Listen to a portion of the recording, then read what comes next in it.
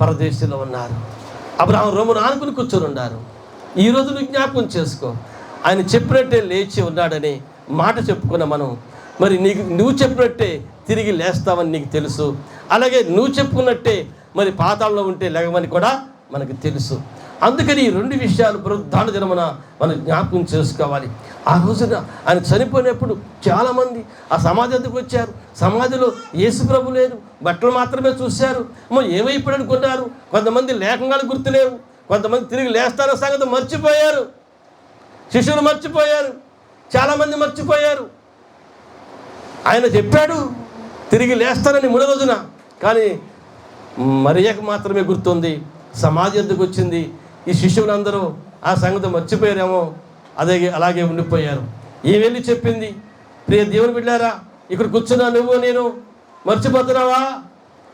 నేను కూడా చనిపోయి తిరిగి లేవాలని సంగతి మర్చిపోతున్నావా?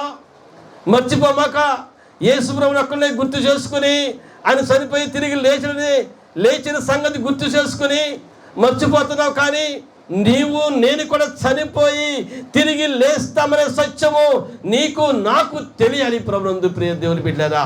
లేక యేసు ప్రభు మార్గంలో నడవకపోతే చచ్చిపోయిన మనము మరలా తిరిగి లేవమండి. మరణాన్ని మనం జయించలేము. చూడండి, ఈ లోకంలో చూస్తే చాలాసార్లు చనిపోయిన స్థితిలో ఉన్నాం. లూకా సువార్త 15:24 ఈ మాట జ్ఞాపకం చేసుకుని మనం ముందుకు కొనసాగదాం. సమయము అయిపోవస్తుంది కాబట్టి. ఈయన కుమారుడు చనిపోయి మరలా బ్రతికెను. అమ్మా, జ్ఞాపకం చేసుకుందాం. ఈ లోకంలో ఆ చిన్న కుమారుడు చనిపోయాడు, బ్రతికే ఉన్నాడు, కానీ చనిపోయి ఉన్నాడు. ఇంత చదువుకునే వాక్యం అని సుఖభోగముల యందు చచ్చినదయుండి. అలాగే ఈ చిన్న కుమారుడు కూడా సుఖభోగములో ఉండి చచ్చిపోయాడండి.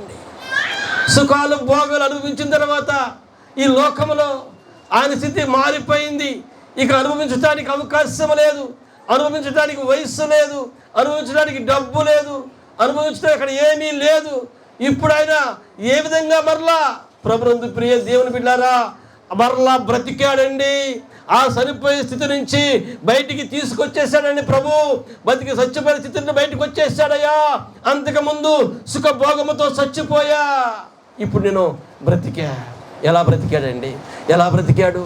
యేసు ప్రభు ఎద్దుకు వచ్చాడు, తప్పు తెలుసుకున్నాడు, తప్పు దిద్దుకున్నాడు, సమయాన్ని పాటించాడు, ఆజ్ఞలు పాటించాడు, తండ్రి మాట విన్నాడు, మార్గంలో నడిచాడు, లోబడ్డాడు, పశ్చాత్తాపడ్డాడు, కన్నీరు కార్చాడు. ఇక ప్రభువా, పరలోకముకు నీకు నేను విరోధముగా పాపము చేయను, ఆ పాపములో చచ్చిపోను, అపరాధములో చచ్చిపోను, ఇప్పటి వరకు పాపములో అపరాధములో చచ్చిపోయి ఉన్నాను అని చెప్పి మరలా వచ్చాడు తండ్రి వద్దకి. తండ్రి పాపముల చేత అపరాధముల చేత చచ్చిన వారిని బ్రతికించనని ఎఫెసీయులకు రాసిన పత్రికలో 1వ అధ్యాయం మనం చదువుకున్నాం ప్రభునందు దేవుని బిడ్డలారా. కాబట్టి ఇక్కడ కూర్చున్న మనం అందరము బ్రతికి ఉండాలి. మేము బ్రతికే ఉండం అంటారా? అందరూ బ్రతికే ఉండం. కానీ ఇక్కడ ఏముంది వాక్యం? అపరాధముల చేత పాపముల చేత చచ్చిన వారై, అలాగే సుఖభోగముల యందు అనుభవిస్తూ ప్రవర్తించు చచ్చిన వారై. చూడండి, మీరు బ్రతికున్నారు, కానీ మీరు మృతులైతే కానీ ఏమన్నా ఇక్కడ సజీవులు ఉన్నాడు. కానీ అది ప్రకటన 3:1 ఉంది. ప్రకటన 3:1 మీరు జీవించున్నారు కానీ మృతుడివి. ఇన్ని మాటలు జ్ఞాపకం చేసుకుంటే ఇక్కడ కూర్చున్న మనం అందరము నిజంగా మన గుండె పగిలిపోవాలి. అర్థమైతే మీ అందరికీ, నిజమే ప్రభువా, నేను బ్రతికే ఉన్నాను కానీ చచ్చిపోయిన సంగతి నాకు తెలియదయ్యా. నేను మాట్లాడుతున్నాను కానీ బ్రతికే ఉన్నాను అనుకుంటాను, కానీ చచ్చిపోయి ఉన్నాను. పాపముల చేత అపరాధముల చేత సుఖభోగముల యందు చచ్చిపోయి ఉన్నాను ప్రభువా. తప్పేది కుమారుడు సుఖభోగంలో చచ్చిపోయాడు. ఈ మాట జ్ఞాపకం చేసుకుంటే మనం ఏ స్థితిలో ఉన్నామో జ్ఞాపకం చేసుకుని, యేసు ప్రభువు చనిపోయి తిరిగి లేచాడే, మరి నువ్వు చనిపోయి తిరిగి లేస్తావా? ఆ నమ్మకం నీకుందా?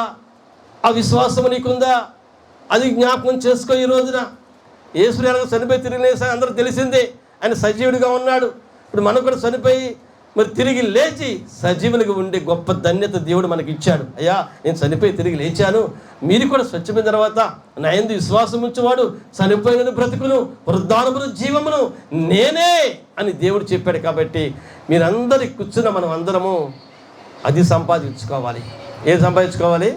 పాలు డి పాల్ ఎక్కడున్నావురా? యేసు రక్తం ఇచ్చే నాయకు చూడండి.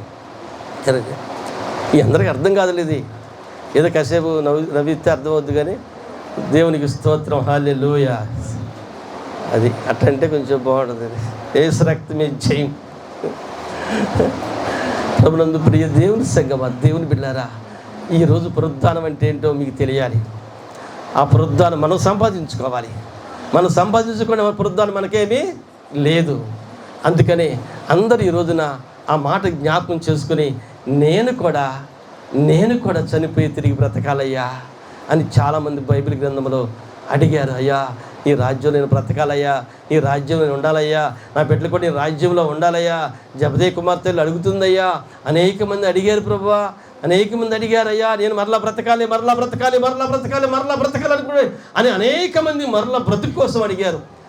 అదే ఈ రోజున మనం తెలుసుకోవాల్సిన సత్యం. కాబట్టి ప్రతి ఒక్కరూ ఈ మాట జ్ఞాపకం చేసుకుని ప్రభునందు ప్రియ దేవుని బిడ్డారా, మనం కూడా మరణం ముళ్ళు విరిచేయాలి, మరణాన్ని జయించాలి. మనం జయించాలంటే, మరణములు విరవాలంటే చనిపోయి తిరిగి లేవాలి. చనిపోయి తిరిగి లేవాలంటే నా యందు విశ్వాసం ఉంచిన వాడు చనిపోయినను తిరిగి బ్రతుకును. మనమందరము అలాంటి స్థితి కలిగి చనిపోయినా సరే తిరిగి బ్రతికి పునరుద్ధానం సంపాదించుకోవాలని ప్రభు పేరిట మీ అందరికీ మనవి చేస్తున్నాను. ఈ పునరుద్ధాన దినమున మనమందరము అలాంటి స్థితి కలిగి ఉండాలని ప్రభు పేరిట మీ అందరినీ మనవి చేస్తూ ఉన్నాను. దేవుడి మాటలు దీవించి ఆశీర్వదించును గాక. ఆమేన్.